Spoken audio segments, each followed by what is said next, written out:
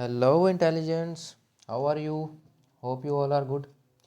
बच्चे, हम H TET 2023 का क्वेश्चन पेपर डिस्कस कर रहे थे जो अपना 3 दिसंबर को टीजीटी लेवल का एग्ज़ाम हुआ था। ठीक है, उसमें हम मैथ्स पोर्शन डिस्कस कर रहे हैं जिसके हम 20 क्वेश्चंस लास्ट वीडियो में डिस्कस कर चुके थे। तो आज हम उससे आगे कंटिन्यू करने वाले हैं। तो आज हम स्टार्ट करेंगे क्वेश्चन नंबर 111 के साथ। ठीक है, 111 नंबर क्वेश्चन में क्या है देखो। When seen from the top of a 90 metre high rock, ठीक है, एक चट्टान है, कोई रॉक है, कितनी है, 90 मीटर हाई है, उसके टॉप से देखा गया।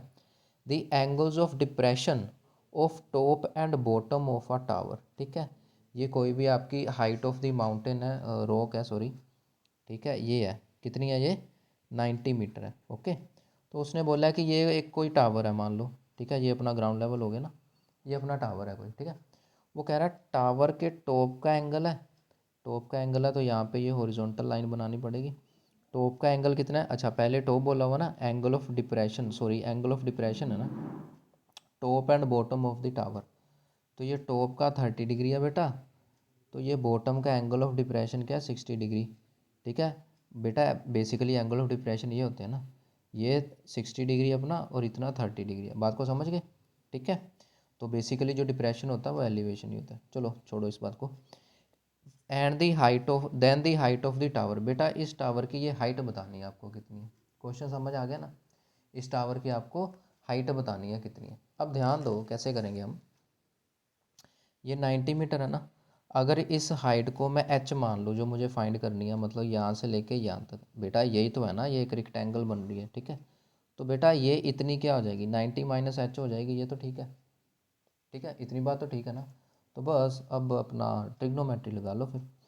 बेटा अगर मैं इस छोटी ट्रायंगल की बात करूँ, ठीक है, इसमें मेरा जो परपेंडिकुलर अपॉन बेस जो है वो मेरे पास नहीं है, एक्स मान लो इसको, ये बेस जो है ये भी एक्स हो जाएगा, फिर मेरी बात को समझ गए। ठीक है, परपेंडिकुलर अपॉन बेस क्या है, टेंजेंट 30 डिग्री। ठीक है, तो 90, सॉरी 90 माइनस एच कितना हो जाएगा, टेंजेंट 30 होता है √3, तो एक्स अपॉन √3 आ गया कुछ। ठीक है, इसको छोड़ दो यहाँ पे। अब बड़ी ट्रायंगल ले लो, इसमें परपेंडिकुलर, इसमें पूरा परपेंडिकुलर कितना है, 90 डिग्री है ना, तो परपेंडिकुलर अपॉन ये बेस एक्स ही था अपना, ये कितना आ गया, टेंजेंट, क्या बोलेंगे इसको, टेंजेंट 60 डिग्री। ठीक है, आप ऐसे करो, ये √3 को यहाँ कर दो मल्टीप्लाई, यहाँ से एक्स की वैल्यू निकाल लें। ठीक है, तो टेंजेंट 60 क्या आता है, 90 is equal to x into √3। मेरी बात को समझ गए। तो 90 अपॉन √3 कितना हो गया बेटा, एक्स हो गया। ठीक है, मैंने ये क्या हमको क्यों करा, क्योंकि यहाँ पर भी एक्स था मेरे पास, ठीक है, और यहाँ पर भी एक्स था मेरे पास, बात को समझ गए। इधर भी एक्स था मेरे पास, इधर भी एक्स था, दोनों को इक्वेट कर दूंगा तो एच आ जाएगा अपना। ठीक है, तो यानी कि √3 90 माइनस एच, यहाँ से हमें क्या पता चला, √3 टाइम्स 90 माइनस एच किसके इक्वल आ गया, 90 अपॉन √3। इतना क्लियर है, बस आगे तो अब कैलकुलेशन रहेगी। तो √3 मल्टीप्लाई होगा, ये 3 बन जाएगा, 90 minus h equals to 90, cutting कर दी तो 30 बन गया, तो 90 प्लस 30 कितना आ गया बेटा, सॉरी 90 माइनस 30 कितना आ गया, एच, तो एच की वैल्यू क्या आ गई, 60 मीटर। ठीक है, जो आपकी हाइट थी वो कितनी आ गई बेटा, 60 मीटर, तो ये रहा 60 मीटर्स, ऑप्शन नंबर 2 आपका आंसर। ठीक है, देखो क्वेश्चन नंबर 112 बड़ा अच्छा क्वेश्चन है बेटा, थोड़ा सा ट्रिकी क्वेश्चन है लेकिन बड़ा अच्छा क्वेश्चन है। देखना, if the sum of two numbers is 352, दो नंबर्स ऐसे हैं जिनको प्लस करके 352 आ रहा है, एंड एच सी एफ उनका 32 है, दोनों नंबर का एच सी एफ दे दिया 32। अब एच सी एफ क्या होता है, हाईएस्ट कॉमन फैक्टर, मतलब जो उनमें कॉमन फैक्टर है वो कितना है, 32 है। यानी कि मान लो एक नंबर क्या हो गया, 32 टाइम्स ए, दूसरा नंबर क्या हो गया, 32 टाइम्स बी। मेरी बात को समझ रहे हो, ठीक है, बात को समझ गए ना। गिवन क्या है, the sum of two numbers is 352, इन दोनों नंबर्स का जो सम है 32A प्लस 32B वो कितना है, 352, ये तो ठीक है ना बेटा। ठीक है, 32 उसमें मेन कॉमन है, ये ए और बी क्या है, प्राइम नंबर्स रहेंगे। तो यानी कि ए प्लस बी क्या आ गया, 32, अगर मैं कॉमन कर दूं, इसकी मैं कर दूं कटिंग, तो 32 × 32, फिर 30, ये तो 11 आ गया, तो a प्लस बी की वैल्यू क्या आ गई बेटा, 11 आ गई। ठीक है, तो अब हमें फाइंड क्या करना है बेटा, हमें करना है कि देन दी पॉसिबल पेयर। अच्छा, पॉसिबल पेयर कौन से हैं, 4 पेयर पॉसिबल हैं, 5 है, 6 है, 3 है ना। देखो बेटा, ये ए और बी 11। अब देखो ध्यान से, एच का मतलब क्या होता है कि हम मैक्सिमम कॉमन चीज़ उसमें से निकाल लेते हैं, बाकी जो बचता है वो प्राइम नंबर होते हैं। ठीक है, यानी कि हमें ऐसे प्राइम नंबर चूज़ करने हैं जिनको प्लस करके 11 आ रहा है। मेरी बात को समझ के क्या कह रहा हूँ मैं, 32 हाईएस्ट कॉमन फैक्टर है ना ये एच ये तो कॉमन आ गया, तो बाकी जो ए और बी बचा वो प्राइम नंबर ही तो होते हैं। ठीक है, तो ऐसे दो प्राइम नंबर्स ढूंढने हैं, प्लस करके 11 है, तो 1 और 10 प्राइम नंबर्स नहीं, सॉरी, ऐसे दो नंबर्स जिनका एच 1 है। ठीक है ना, ये देखो यहाँ पे करता हूँ मैं, जैसे मान लो तुमको बोला जाए कि 6 और 4 का एच बताओ। ठीक है, तो 6 की रिप्रेजेंटेशन ये होती है, 4 की रिप्रेजेंटेशन ये होती है, तो एच का मतलब क्या हो गया कि जो उनमें हाईएस्ट कॉमन है वो बाहर कर दिया। बेटा बाकी जो बचता है वो प्राइम नंबर ही तो होते हैं ना, मेरी बात को समझ गए। ठीक है, तो इसी तरह से, ठीक है कि नहीं, तो फिर आप ऐसे भी बोल सकते हो कि बाद में जो दो नंबर बचते हैं वो प्राइम नहीं, बेसिकली ये बोलना सही होगा कि बाद में जो दो नंबर्स बचते हैं उनका एच 1 होता है। ठीक है, ठीक है, ये कहना बेटर है रैदर देन प्राइम नंबर। ठीक है, नॉन प्राइम भी बच सकते हैं।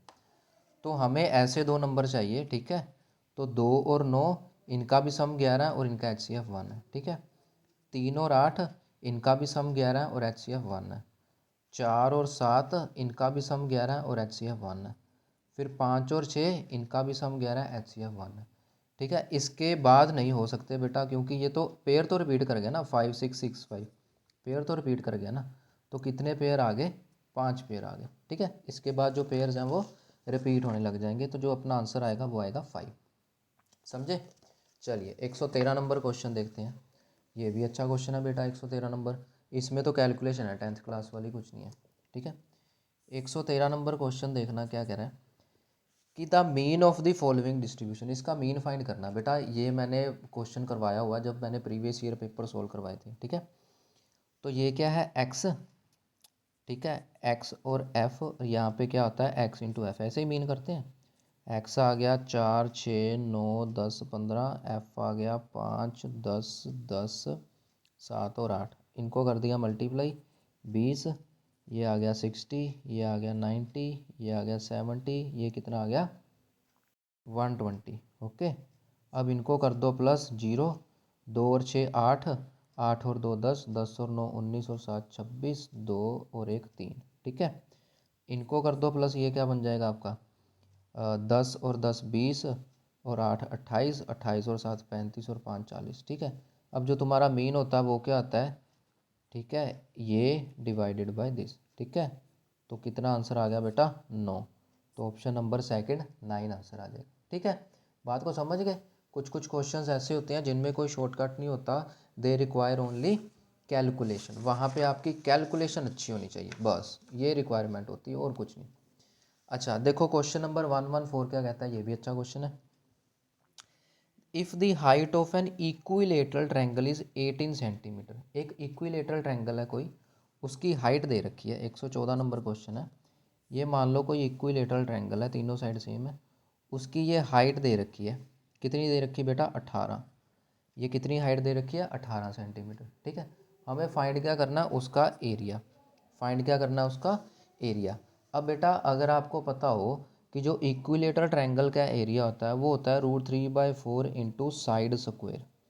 ठीक है, तो हमें एरिया के लिए रिक्वायरमेंट क्या है साइड की, लेकिन ये साइड की बजाय इसने क्या ये परपेंडिकुलर दे दिया, तो हमें पहले साइड निकालनी पड़ेगी। इक्विलेटरल ट्रायंगल की साइड कैसे निकालनी है बेटा, अगेन मैंने प्रीवियस ईयर जो सोल्यूशन बनाया उसमें बताया हुआ है। बेटा देखो ये इक्विलेटरल ट्रायंगल गिवन है ना, तो हमें पता है ये एंगल 60 डिग्री होगा। ठीक है, तो ये परपेंडिकुलर अपॉन, ये परपेंडिकुलर हो गया ना, ये बेस हो गया, ये हाइपोटेन्यूज हो गया, तो परपेंडिकुलर अपॉन हाइपोटेन्यूज क्या हो गया, साइन 60 डिग्री आ गया कि नहीं।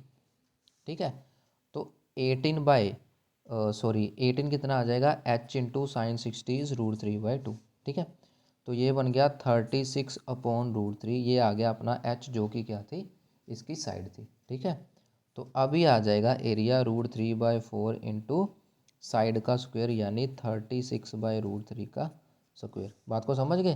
तो बस ये आपका आंसर आ गया। तो 36/3 एंड 36/3, ठीक है। ये तो कैंसिल हो गया, यहाँ पे 9 आ जाएगा, ठीक है। तो आंसर देख लेते हैं, आंसर किस फॉर्म में है। अच्छा, √3 ऊपर है आंसर में, ठीक है, √3 ऊपर है हर जगह, तो इस √3 को ऊपर करना पड़ेगा। तो ये बन जाएगा अपना 3√3, ठीक है। इसकी कटिंग करेंगे तो कितना आंसर आ गया, 3 6 18, 1 कैरी 108, ठीक है। तो 108/√3 सेंटीमीटर स्क्वायर, समझे। तो ये आपका ऑप्शन नंबर 4 बन जाएगा आंसर, ठीक है। Now the median of the following data, ठीक है। अब अच्छा, मीडियन कैसे फाइंड करते हैं, ये तो छोटी क्लास का काम आ गया, ठीक है। तो यहाँ पे ना छोटी छोटी क्लास के क्वेश्चन, मैंने जब प्रीवियस ईयर के पेपर सोल्व करे थे मैंने आपको बताया था, वहाँ पे भी बताया था कि छोटी छोटी क्लास के क्वेश्चन जरूर कर लेना, ठीक है, उसको हल्के में मत लेना। और देखो छोटी छोटी क्लास के क्वेश्चन आ गए, ठीक है। पिछली वीडियो में मोड बताया था, इस वीडियो में मीडियन बताना, ठीक है। देखो सबसे पहले मीडियन के लिए क्या आता है बेटा, असेंडिंग ऑर्डर में लिखना। तो सबसे पहले आपके पास क्या है, 22 18 सबसे छोटा है, ये है 115 नंबर क्वेश्चन, ठीक है। मैं कलर चेंज कर लेता हूँ। चलो सबसे छोटा क्या बेटा आपके पास 18 है, ठीक है, ये 18 तो हो गया। उसके बाद आ गया 18 के बाद आ जाएगा 22, फिर 23, 22 23, and then we get 25 and 26 and then 29, 25 26 29। तो उसके बाद आ जाएगा 31 32 34 और 35, 31 32 34 और 35, ठीक है। अच्छा काउंट कर लेते हैं पहले, 1 2 3 4 5 6 7 8 9 10, 1 2 3 4 5 6 7 8 9 10, हाँ ठीक है, 10 चीज़ें लिख ली हमने। अब देखना n की वैल्यू क्या बेटा, 10 है जो कि इवन है। जब n इवन होता है तो मीडियन का फॉर्मूला क्या होता है बेटा, कि जो आपकी n/2 टर्म है और जो उससे एक अगली टर्म है, दोनों की वैल्यू प्लस करके डिवाइड बाय 2, ये मीडियन का फॉर्मूला होता है। तो n/2 10/2 का मतलब हो गया फिफ्थ टर्म, और एक उससे अगली यानी कि सिक्स्थ टर्म, दोनों की वैल्यू को प्लस करके डिवाइड बाय 2। तो 1 2 3 4 5, ये रही फिफ्थ टर्म और ये रही सिक्स्थ टर्म। तो 26 और 29 को करा प्लस और कर दिया 2 से डिवाइड, बस ये बन गया 9 6 15 और 55/2 बन गया। ऑप्शन में क्या है, ऑप्शन पॉइंट्स में ही है, ऑप्शन पॉइंट में। तो 2 2 ज़ार 4, फिर 15, 2 7 ज़ार 14, 27.5 बन जाएगा, ठीक है। तो ये रहा ऑप्शन नंबर 3, 27.5, ठीक है। चलिए 116 नंबर क्वेश्चन देखते हैं बेटा, ये तो देखते ही हो जाना चाहिए वैसे क्वेश्चन, इसको यहीं पे कर देता हूँ, चुटकू सा है, ठीक है। 116 नंबर क्वेश्चन में क्या बेटा, ध्यान से देखना। 116 number question, value of cube root of 1 plus cube root of 343, ठीक है। सबसे पहले तो बेटा ये है 1 + 343 की पावर 1/3 और पूरे की पावर 1/3, ये आपका क्वेश्चन है, समझे। तो 343 किसका क्यूब होता है बेटा, 7 का क्यूब होता है, ठीक है। किसका क्यूब होता है, 7 का क्यूब होता है, ठीक है। ये कट जाएगा, तो 1 + 7 पावर 1/3 यानी 8 पावर 1/3। अब 8 किसका क्यूब होता है, 2 का होता है ना, तो अपना आंसर कितना आ गया, 2, सिंपल, ठीक है। तो आंसर कितना आ गया, 2। अब देखते हैं अगला क्वेश्चन, 170 नंबर क्वेश्चन है, बड़ा अच्छा क्वेश्चन है बेटा, थोड़ा सा बोल सकते हैं हम इसको लंबा क्वेश्चन है, लेंथी क्वेश्चन है, ठीक है।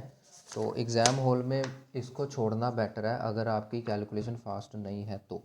अगर आपकी कैलकुलेशन फास्ट है तो ये तो मिनटों में होने वाला वैसे क्वेश्चन, ठीक है। तो 117 नंबर क्वेश्चन क्या कहता है, अ गार्डन इज़ 84 मीटर लॉन्ग और 64 मीटर वाइड, ठीक है जी। एक गार्डन है, ठीक है, जो कितना लंबाई कितनी उसकी 84 मीटर और चौड़ाई कितनी है उसकी 64 मीटर, ठीक है जी।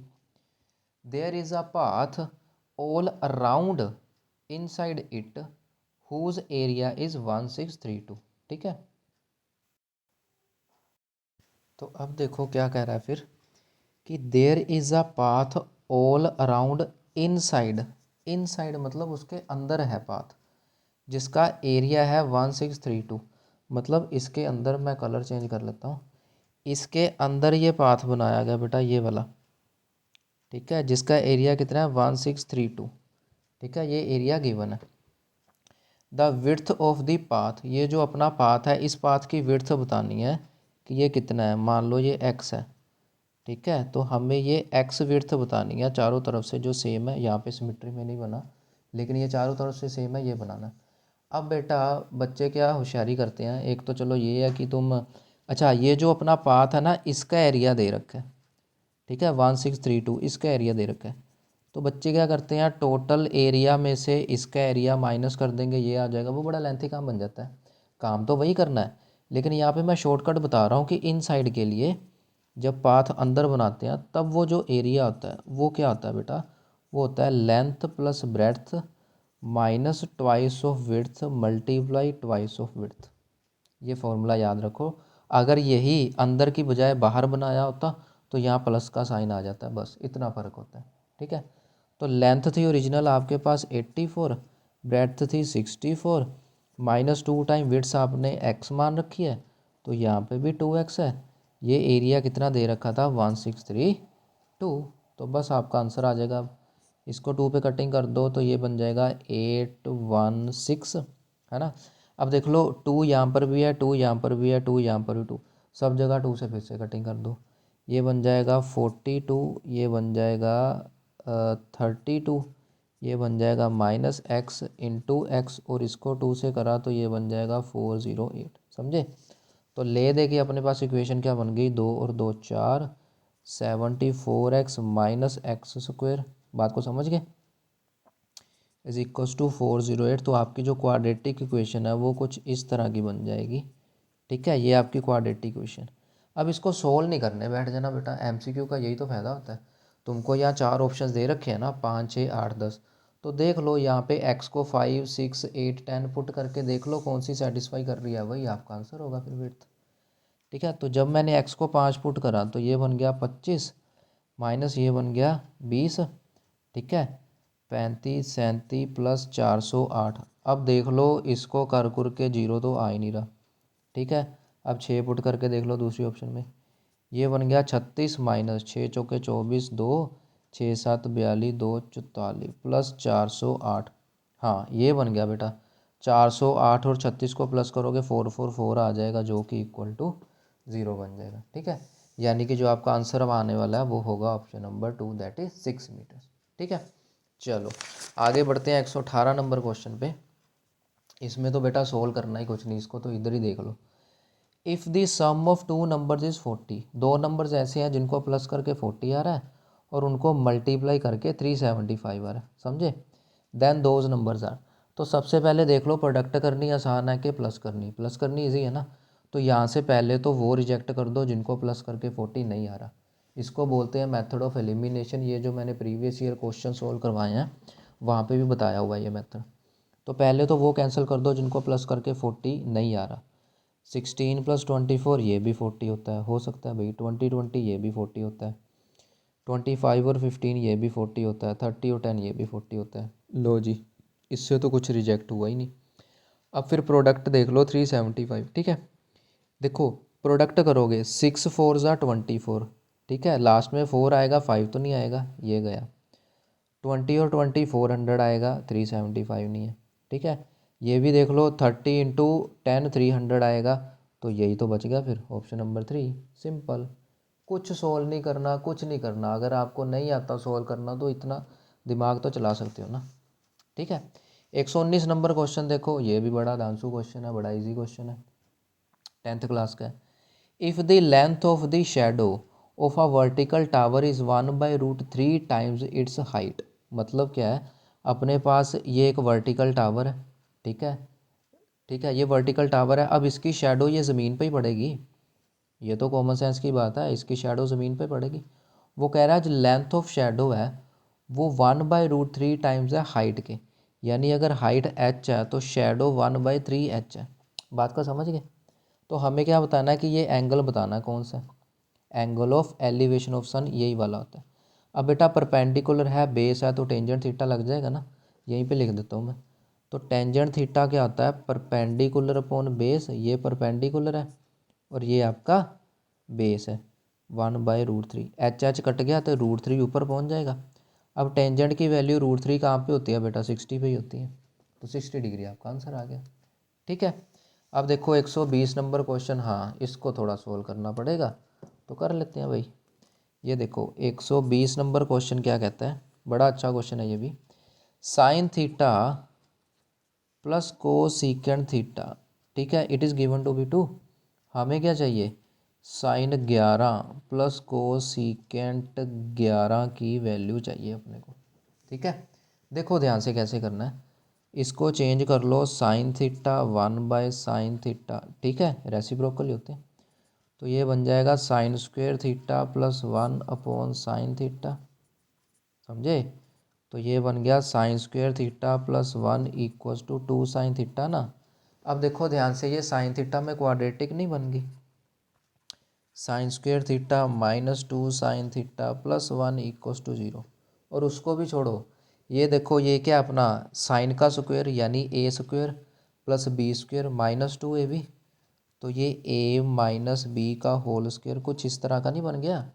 देख लो a square plus b square -2 a b. तो यहाँ से मुझे क्या मिला कि साइन थीटा की वैल्यू क्या है, 1 है। क्या मिल गया, साइन थीटा की वैल्यू 1 है। तो भाई साहब अगर साइन थीटा की वैल्यू 1 है तो कोसेकेंट थीटा उसका रेसिप्रोकल होता है, वो भी तो 1 हो गया ना। तो जब तुम ये दोनों चीज़ें यहाँ पुट करोगे तो 1 की पावर 11 प्लस 1 की पावर 11 दो आंसर नहीं आ गया तुम्हारा, वाह, 1 की पावर 11 1 की पावर 11 दो आंसर आ गया तुम्हारा, वाह। ठीक है, तो option number third that is 2 आपका आंसर हो जाएगा सिंपली। ठीक है, आगे चलते हैं, क्वेश्चन नंबर कौन सा है ये, 121। बड़ा अच्छा क्वेश्चन है ये भी। 121 नंबर क्वेश्चन में क्या है, वो कह रहा है the 3 sides of a triangle are 10 metre 12 metre और 14 मीटर। ठीक है, तीनों साइड क्या है, 10 मीटर है, 12 मीटर है, 14 मीटर है। The area of in circle, इस इन सर्कल का बता दो भाई साहब एरिया। ठीक है, इन सर्कल का मतलब क्या होता है बेटा, जो ट्रायंगल के अंदर बना हुआ है। इन सर्कल का मतलब होता है कि ये जो आपके पास ये एक ट्रायंगल है, इसके जो अंदर बना हुआ सर्कल है जो ट्रायंगल को तीनों साइड पे कट करके जा रहा है, इसको इन सर्कल बोलते हैं। ठीक है, तो एक आपको क्या दे रखी है, 10 मीटर दे रखी है, एक 12 मीटर दे रखी है, एक 14 मीटर दे रखी है। समझ गए इस बात को। ठीक है, ये रेडियस अपने को पता नहीं क्या। ठीक है जी, ध्यान देना, ये क्वेश्चन कैलकुलेशन फास्ट मांगता है बेसिकली। अब उसने क्या पूछा है, एरिया ऑफ इन सर्कल, मतलब इस सर्कल का एरिया बताना है। और सर्कल का एरिया अपने को पता है ना, पाई आर स्क्वायर होता है। यानी कि हमें सिर्फ ये रेडियस फाइंड करना है तो अपना आंसर आ जाएगा फिर से। अब देखो रेडियस फाइंड करने के लिए क्या करना पड़ेगा, अब इसमें कोई शॉर्टकट नहीं है, कैलकुलेशन है, बस वो आपकी तेज़ होनी चाहिए इस क्वेश्चन में। देखो क्या कर रहे हैं हम, सबसे पहले ट्रायंगल का एरिया निकालो यूजिंग हीरो फार्मूला। तो उसके लिए हम ये सेमी पेरीमीटर का फॉर्मूला लगाते थे। ठीक है, ये आएगा 14 15 16 10 26 और 10 36, 36 को 2 से डिवाइड किया 18। तो इसका एरिया क्या आता है बेटा, s into s minus a, 18 minus 10 8, s minus b 18 minus 12 6, s minus c 18 minus 14 4। ठीक है, तो ये बन जाएगा एरिया 9 × 2, इसको 8 लिख दो, इसको क्या करें हम 6 ही लिख दो, इसको 4 ही रहने दो। ठीक है, अब देखो 9 का एक 3 बाहर आ जाएगा, 2 और 8 16, 16 का 4 बाहर आ जाएगा और इस 4 का 2 बाहर आ जाएगा, अंदर बच गया 6। ठीक है जी, तो ये जो अपना एरिया है वो क्या आ गया, 3 चौके 12 दूना 24 √6 मीटर स्क्वायर। ठीक है, अब देखो ध्यान से बेटा, अगर मैं इसको मिला दूँ, सबको इनको मिला दूँ मैं, ये देख लो ध्यान से।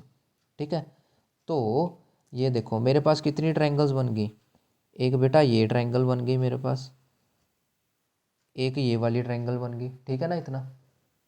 ठीक है, ध्यान देना मैं क्या बोलने की कोशिश कर रहा हूँ। दूसरी मेरे पास बेटा ये ट्रायंगल बन गई, लो ये वाली ट्रायंगल बन गई। ठीक है, दोनों ट्रायंगल क्लियर है ना, मैंने अलग अलग स्केच यूज़ किए।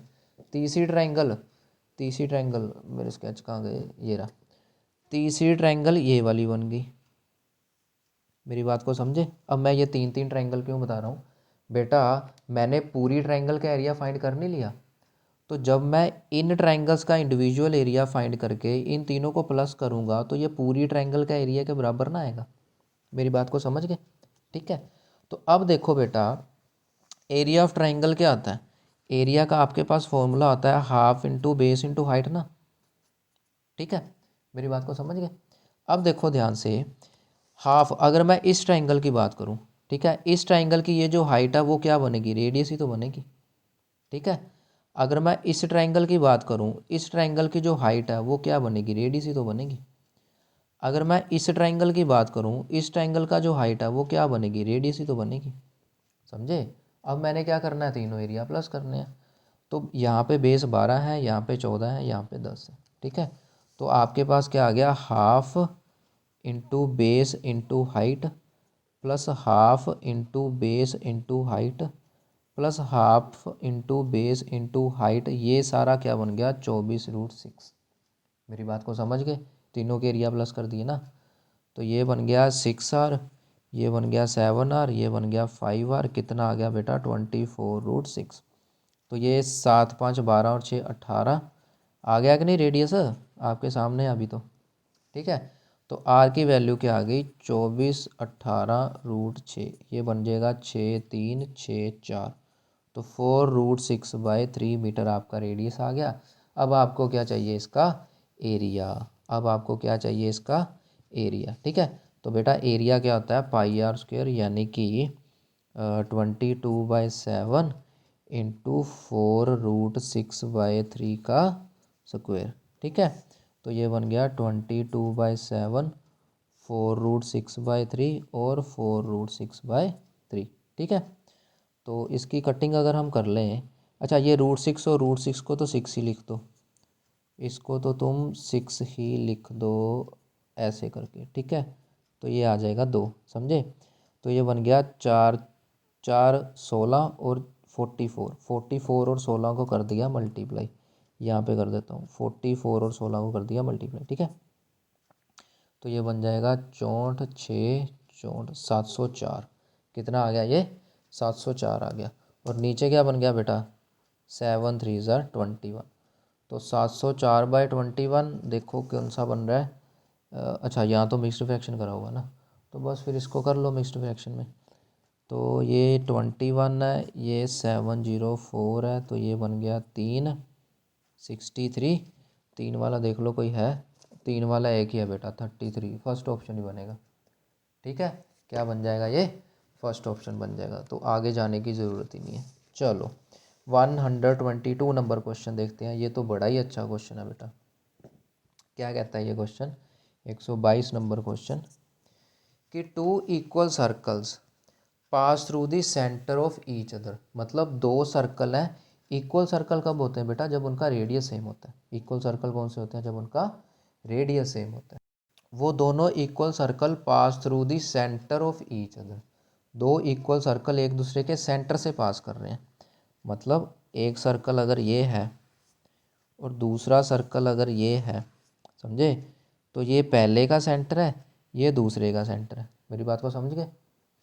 ये वाला जो सर्कल है अपना पहला, उसका सेंटर ये है, और ये जो सर्कल है अपना दूसरा, उसका सेंटर ये है। दोनों एक दूसरे के सेंटर से पास हो रहे हैं। ठीक है, तो if the radius of the circle is 5 centimetre. Circle का रेडियस 5 है।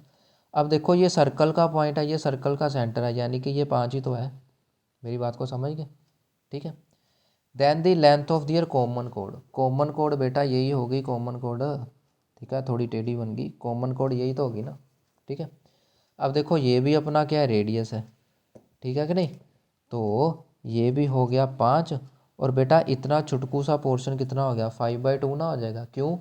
क्योंकि बेटा यहाँ से लेके यहाँ तक देखो ध्यान से, ये रेडियस ही तो है। अगर मैं एक सर्कल को भूल जाऊँ तो ये क्या है? मेरे सर्कल का पॉइंट है ना, इस वाले सर्कल का ये वाला पॉइंट है, और ये उसका सेंटर है। तो सर्कल के पॉइंट से सेंटर की दूरी क्या होती है? रेडियस ही तो होता है। ये पूरा रेडियस है। तो हमने 9th क्लास में पढ़ा हुआ है कि ये जो कॉमन कोड है वो रेडियस को 2 इक्वल हिस्सों में बांटती है। तो यानी कि 5/2 और 5/2 हो जाएगा ना इतना। ठीक है ना? अब हमारा क्वेश्चन क्या है? Length of the common code, मतलब इसकी पूरी लेंथ फाइंड करनी है। अब देखो क्योंकि ये दो इक्वल हिस्सों में बट गया तो हम सिर्फ इतनी लेंथ फाइंड कर लेंगे और इसका डबल कर देंगे, पूरी लेंथ आ जाएगी ना। नाइन्थ क्लास में बेटा ऐसे बड़े क्वेश्चन करते थे हम, नाइन्थ क्लास में ऐसे बड़े क्वेश्चन करते थे कि इसकी लेंथ फाइंड कर लेंगे और इसका डबल कर देंगे, पूरी लेंथ आ गई ना। क्योंकि ये जो सेंटर से अपना परपेंडिकुलर गिराते हैं ये कोड को दो इक्वल हिस्सों में बांटता है, ये थ्योरम होती है सर्कल चैप्टर में, नाइन्थ और टेंथ क्लास में, ठीक है। अब आपके पास ये बेस आ गया, हाइपोटेन्यूज आ गया, तो ये परपेंडिकुलर आ जाएगा ना। तो हाइपोटेन्यूज का स्क्वायर क्या होता है, बेस का स्क्वायर प्लस परपेंडिकुलर का स्क्वायर। तो 25 माइनस 25/4, समझे, इधर चले गए माइनस हो गया ना। तो ये बन जाएगा 100 माइनस 25 यानी 75/4 विच इज़ पी स्क्वायर। तो आपका जो पी है वो क्या आ गया, 75 का रूट आ जाएगा 5√15/5(3/2), ठीक है। अब हमें जो लेंथ ऑफ कॉमन कोड निकालनी है वो क्या होगा, इस परपेंडिकुलर का दुगना हो जाएगा। तो जब इसका दुगना कर देंगे तो ये दो दो कैंसिल हो जाएगा, आंसर आ जाएगा 5√3, समझे। तो 5 रूट देख लो ऑप्शन नंबर सेकंड, 5√3 आपका आंसर, ठीक है। समझ आई ना। अगर आपको ये थ्योरम्स वगैरह नहीं याद ना नाइन्थ टेंथ की, तो आपके लिए ये क्वेश्चन बड़ा ही मुश्किल है। अगर आपको थ्योरम्स याद हैं फिर तो बल्ले बल्ले, ठीक है कि नहीं। चलो आगे बढ़ते हैं अपने क्वेश्चन नंबर 123 के ऊपर। 123 नंबर क्वेश्चन क्या, ये भी बड़ा ताबड़तोड़ क्वेश्चन है।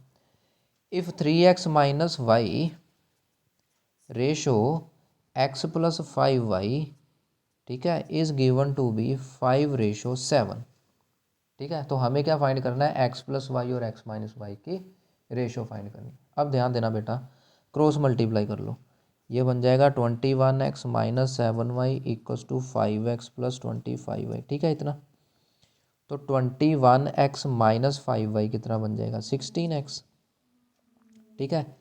और इक्वल टू 25 प्लस 7 कितना बन जाएगा, 25 प्लस 7 बन जाएगा 32, ठीक है। तो सॉरी यहाँ पे y आना, तो x अपॉन वाई कितना आ गया, 32/16, क्रॉस मल्टीप्लाई कर दिया 2/1 हो गया ना, ठीक है। तो अब देखो ध्यान से, हमें क्या चाहिए बेटा, x प्लस वाई और x minus y, x plus y x minus y, यहाँ पर क्या है एक्स और वाई। बेटा जब मैं कॉम्पोनेंडो डिविडेंडो लगा दूंगा, छोटी क्लास का काम है, उसका मतलब क्या होता है, न्यूमिनेटर प्लस और डिनोमिनेटर माइनस, ठीक है। तो यहाँ पे भी वैसे ही है, डिनोमिनेटर प्लस और डिनोमिनेटर माइनस। तो ये 3:1 नहीं बन गया, मेरी बात को समझे। कॉम्पोनेंडो डिविडेंडो क्या आता है, डिनोमिनेटर ऊपर प्लस नीचे माइनस, यहाँ पे भी डिनोमिनेटर ऊपर प्लस नीचे माइनस। तो 3:1 आपका आंसर आ गया ऑप्शन नंबर थर्ड, ठीक है। बिल्कुल सिंपल क्वेश्चन था। 124 देखो, ये तो उससे भी सिंपल है। 124 तो बेटा उससे भी सिंपल है। देखो क्या करना है 124 में, the value of 1 minus half, 1 minus 1/3, 1 minus 1/4, इसका बेटा एलसीएम करते रहो तुम लोग, ठीक है। तो 1 माइनस 1/2 क्या आ जाएगा, 1/2 आ जाएगा। 3 माइनस 1 2/3 आ गया। 4 माइनस 1 3/4 आ गया, ठीक है। हाँ ये क्या हो गया अपना n माइनस 1/n आ गया, इतना तो ठीक है। ध्यान देना बेटा, मैं क्या कह रहा हूँ, इधर देखो, वेटा मिनट वेटा मिनट वेटा मिनट, हाँ ऐसे कर लेते हैं फोल्ड करके, ये देख लो, ठीक है। मैंने क्या करा बेटा, एलसीएम करा, ठीक है। तो 1 माइनस 1/2 कितना आ गया, 1/2। 1 माइनस 1/3 कितना आ गया, 3 माइनस 1 यानी कि 2/3। 1 माइनस 1/4 कितना आ गया, 4 माइनस 1 यानी कि 3/4। और इसका एलसीएम करा तो ये बन गया। अब देखो ऐसे करके कटिंग हो रही है, मतलब सारे कट जाएंगे। यहाँ से क्या बचा 1, यहाँ से क्या बचा n, 1/n आपका ऑप्शन नंबर फर्स्ट आंसर आ जाएगा, सिंपल, ठीक है। कुछ करना ही नहीं था इसमें, ये तो देख के होने वाला क्वेश्चन था, ठीक है ना। चलिए आगे बढ़ते हैं, आगे बढ़ते हैं। क्वेश्चन नंबर 125, बड़ा ही अच्छा क्वेश्चन है ये भी, बड़ा ही अच्छा, मतलब बड़ा ही अच्छा क्वेश्चन है। ये देखो 125 नंबर क्वेश्चन में क्या करना है हमने, ये बेटा अगर आपको फॉर्मूले आते हैं ना नाइन्थ क्लास के, तो 125 तो मैं कहता हूँ बड़ा ही आसान क्वेश्चन है। देखो 125 क्वेश्चन में क्या करना है, x plus one by x is given to be 5, ठीक है। X plus one by x is given to be 5, okay. हमें क्या फाइंड करना बेटा, हमें फाइंड करना है x cube plus one by x cube, ठीक है। फाइंड करना है x cube plus one by x cube. ध्यान देना बेटा, यहाँ पे क्यूब आ गया तो मैं दोनों तरफ पावर 3 कर दूँ, क्योंकि बेटा ए प्लस बी क्यूब का फॉर्मूला आता है a cube plus b cube plus 3ab into a plus b. बात को समझ गए। अच्छा, इसकी वैल्यू तो फाइंड करनी है और इसकी वैल्यू 5 है हमारे पास ओरिजिनली, ठीक है। तो x cube plus one by x cube, मेरी बात को समझ गए, प्लस 3 टाइम्स 5 इक्वल्स टू 125। तो ये तो फाइंड करना है, ये आ गया 15, 15 जब माइनस होगा 125 में से तो आंसर क्या बन जाएगा 110। तो आपका आंसर आ गया 110, कहाँ पर है, ये रहा ऑप्शन नंबर सेकंड, 110 आपका आंसर आ जाएगा, ठीक है। अब देखो क्वेश्चन नंबर 126 क्या कह रहा है, ये भी अच्छा क्वेश्चन है। देखो 126 में क्या है कि the population of a city 3 years अगो, 3 साल पहले, was 40960 and the present population, आज के टाइम पे उसकी पॉपुलेशन कितनी है 49130। देन परसेंटेज एनुअल इंक्रीज, तो हमें बताना है इंक्रीज कितना है। बेटा इसके लिए आपके पास फॉर्मूला आता है कि ये क्या है प्रेजेंट पॉपुलेशन, वो किसके इक्वल है पुरानी पॉपुलेशन, 1 प्लस आर की पावर एन। पी का मतलब क्या प्रेजेंट पॉपुलेशन जो कि ये वाली है, ओ का मतलब ओल्ड पॉपुलेशन जो कि ये वाली है, आर का मतलब जो हमें फाइंड करना है कि वो कौन से परसेंटेज के साथ बढ़ रही है, और एन है जो हमें यहाँ पे साल दे रखे हैं 3 साल। बात को समझ गए, ठीक है। अब बस वैल्यू पुट करो, नई वाली पॉपुलेशन थी ये वाली, पुरानी पॉपुलेशन है ये वाली, और 1 प्लस आर फाइंड करना है, एन की वैल्यू 3 है। तो बस इसको आप कर दो सोल्व, तो 1 प्लस आर का क्यूब, ठीक है। अब बेटा ये जो न्यूमिनेटर है वो 17 का क्यूब होता है, डिनोमिनेटर 16 का क्यूब होता है, ठीक है। ठीक है ना, इसको जब आप 0 0 कैंसिल कर दोगे, ये 17 का क्यूब होता है, ये 16 का क्यूब होता है, ठीक है। तो आपके पास क्या बन जाएगा आर क्यूब, समझे। तो यानी कि 17/16 माइनस 1, ये आर के बराबर आ गया, तो आर कितना आ गया 1/16, ठीक है। अब 1/16 तो कहीं ऑप्शन में है नहीं, क्योंकि बेटा ये परसेंटेज है, हमने यहाँ पे अभी परसेंटेज नहीं निकाली, तो परसेंटेज के लिए इसको 100 से मल्टीप्लाई करना पड़ेगा। तो ये बन जाएगा 4 के टेबल पे कटिंग करेंगे तो 25/4% आ जाएगा, जिसको इसने फ्रैक्शन में लिखा हुआ है, तो फ्रैक्शन में बन जाएगा 4 छिके 24, एक रिमाइंडर नीचे 4, तो 6 1/4, यानी ऑप्शन नंबर थर्ड आपका आंसर बन जाएगा, ठीक है। बिल्कुल अच्छे, बिल्कुल इजी क्वेश्चन है, ठीक है। हालांकि चलो कंट्रोवर्सीज चल रही हैं कि आउट ऑफ सिलेबस है ये वो तो चलो देखते हैं फिर क्या बनता है। हाँ, if 2 letters are chosen from English alphabet, ठीक है। इंग्लिश अल्फ़ाबेट कितने होते हैं बेटा टोटल 26, उसमें से 2 लेने हैं हमें।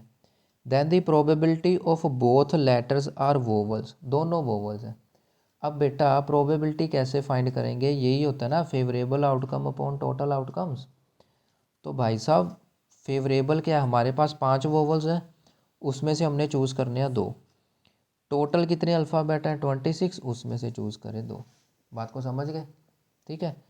तो प्रोबेबिलिटी की आ गई 5/4/1/2/1/26/25/2/1, तो इसको तो काट दो, ठीक है। तो प्रोबेबिलिटी आपकी आ गई 5 4 26 और 25, ठीक है। ये बन जाएगा 2, ये बन जाएगा 13, ये बन जाएगा 5, तो ये बन गया 2/65, तो 2/65 ऑप्शन नंबर 2 आपका आंसर आ जाएगा, ठीक है। बिल्कुल सिंपल। अब देखते हैं 128 नंबर क्वेश्चन, ये भी प्रोबेबिलिटी का आ गया, बड़ा अच्छा क्वेश्चन है ये भी। देखो 128 नंबर क्वेश्चन में क्या है, 128 नंबर क्वेश्चन में है देयर आर 9 रेड 7 वाइट और 4 ब्लैक बॉल्स, ठीक है जी। In a bag if 2 balls, यहाँ पे भी 2 ही बॉल खींची गई, then the probability that both ball are of same colour, उसने क्या दोनों बॉल्स क्या है सेम कलर की है। अच्छा, अब यहाँ पे कलर मेंशन नहीं करा गया, हो सकता है वो दोनों रेड हों, तो 9C2 आ जाएगा, हो सकता है वो दोनों वाइट हो तो 7C2 आ जाएगा, हो सकता है वो दोनों ब्लैक हो तो 4C2 भी आ जाएगा। अब क्योंकि चॉइस वाला काम है तो प्लस हो जाएगा और नीचे रहेगा टोटल। टोटल कितने में से दो लेनी है, टोटल कितने में से दो चूज़ करनी है, देखो 4 और 7 11, 11 और 9 20, टोटल 20 में से करनी है। तो बस ये आपका आंसर आ जाएगा, इसको सोल्व करोगे तो। समझे, बिल्कुल इजी था ना। तो ये आ जाएगा 9 into 7/2 into 1 plus 7 into 6/2 into 1 plus 4 into 3/2 into 1 over 20 into 19/2 into 1। तो 2 इंटू 1 तो कैंसिल हो गया ऊपर नीचे से, ठीक है जी। ये बन जाएगा 63 प्लस ये बन जाएगा 42 और ये बन जाएगा 12/20 इंटू 19, ठीक है। तो ये इसको प्लस कर दो, 3 और 2 5 और 2 7 और ये बन गया 6 4 10 और 11 117/20 गुना 19। गलती कर दी, 9 इंटू 8 आएगा ना तो 72 बन जाएगा ये, ठीक है। मैं भी सोचूं कटिंग ही नहीं हो रही। ये बन गया 2 2 4 और 2 6, यहाँ पे आ गया 7 और 4 11 और 1 12/20 इंटू 19, ठीक है। तो ये बन गया 10, ये बन गया 2 6 3, तो 63/190 आपका आंसर बन जाएगा, ठीक है। 63/190 ये रहा ऑप्शन नंबर 3। ओके, चलिए 129 क्वेश्चन देखते हैं। बड़ा अच्छा क्वेश्चन है। हाँ बोलोगे सर अरे क्वेश्चन ही अच्छा होता है। देखो क्या है इस क्वेश्चन में, if s is the circumcentre of a triangle. अगर एस क्या है, किसी एक ट्राइंगल का सरकम सेंटर है, ठीक है। सरकम सेंटर क्या होता है बेटा, सरकम सेंटर होता है कि आपके पास एक सर्कल है, कितना गंदा सर्कल है, ठीक है। सर्कल के अंदर ट्राइंगल बनी हुई है, सर्कल के अंदर ट्राइंगल बनी हुई है, ठीक है। और उसका एक वर्टेक्स क्या है, सर्कल का सेंटर है, उसको बोलते हैं सरकम सेंटर।